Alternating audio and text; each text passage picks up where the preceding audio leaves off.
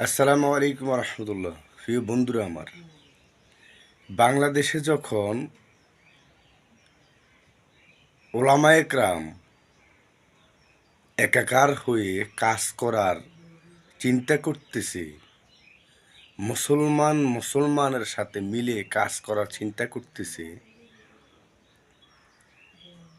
যখন ইসলামিক দলগুলো একজন আরেকজনের সাথে মিলে যাচ্ছে, তখন কিছু সংখ্যক ক্ষমতালোভী মানুষ, কিছু সংখ্যক ওলামায়ে কেরাম, আমাকে কেউ খারাপ মনে করবেন না, কিছু সংখ্যক ওলামায়ে কেরাম আবারও খেলাফত করতে চায় বিএনপির সাথে যোগ দিয়ে।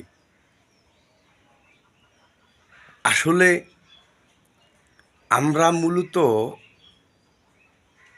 সম্ভবত ক্ষমতালোভী হয়ে গেছি।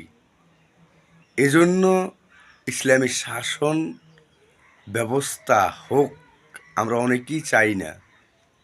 যদি চাইতাম তাহলে আমরা ইসলামিক দলগুলা বাদ দিয়ে অন্যের সাথে ঐক্য করতে পারতাম না।